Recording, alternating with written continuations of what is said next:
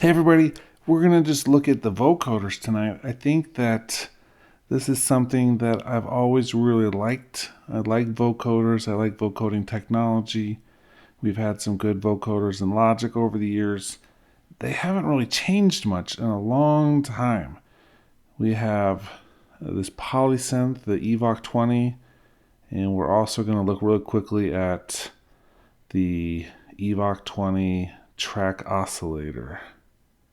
So these are two things which do vocoding, and we're going to use one of the new features in 10.3 in conjunction with these old instruments.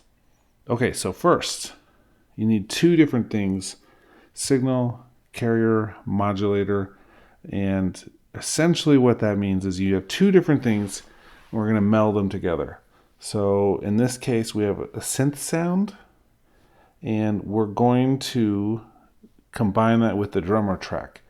And what happens is that the drummer gets analyzed for its frequency content, and then that creates the spectral content of what we hear from the synthesizers.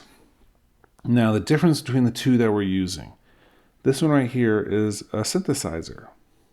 It just happens to have a vocoder built onto it. And so all we have to do is come in and choose a side chain. And this is one of the new things here. We have our inputs, we have our buses, but we also have all of our instruments. So I'm just choosing the Bluebird instrument, which is the drummer track. Now we can listen to the drums. But for this, I'm actually going to turn off the output of this track. That way, we're just going to hear the actual vocoding process. Push play, you still see signal, just not going out anywhere. Okay, now come into this track again, and you can go through probably the easiest way is to choose a preset just to start messing with. And then what we want to do is choose our signal to be the vocoder. The synth here lets us hear the instrument. This, the analysis or the input, is that drum track, and it's going through the different settings that we have here. So it actually can go through like the equalizer, or the filter rather, the LFO, and it gets molded into what we hear here, and then we combine the two up here. So now, if I push play, we don't hear anything until we have some MIDI input. Once we have some MIDI input, that's when we're going to start actually hearing the instrument. Okay, there we go.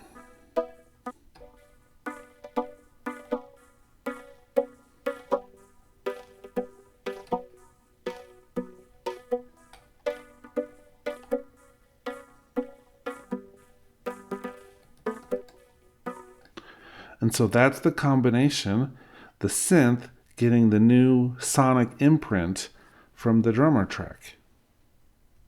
So that's one option. The other one we have here, the track oscillator, is essentially the same concept, except it doesn't have the synth built onto it. So I'm using Sculpture as an instrument, and this goes on as an audio effect, whereas the first one goes on as an instrument. So that means we can do any signals we want with this one. All we have to do is choose from our drop-down menus on the analysis in, so side chain, and then we choose our side chain, which is the drums, and then down here, the synthesis could be a side chain or an oscillator, etc. So when we push play, let me let you hear the original Sculpture for a second.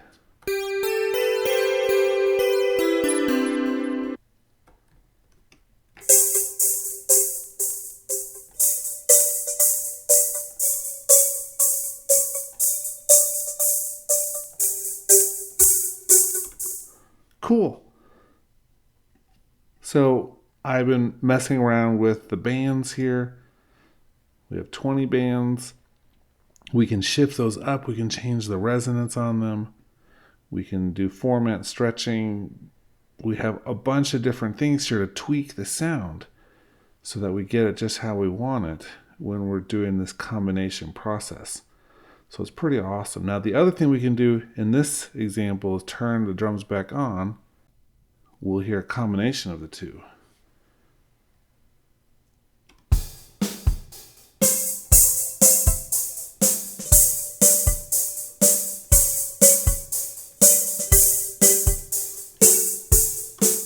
And it's really going to create a new sound, but they're very tied together because the rhythm is the same. And anything we do with the drummer is actually going to be showing up inside that sonic imprint because that is the source through the sidechain. Okay, just a quick look at these two vocoder style plugins. I hope you enjoyed this, and I hope that you start using these because they're actually really awesome. There's so much more to them. This is a full synthesizer, and so we have so much more we could do with this. But what I wanted to show you tonight is just a quick way to get them up and working, and then you can start messing around with some of these other settings. Okay, that's it. See ya tomorrow.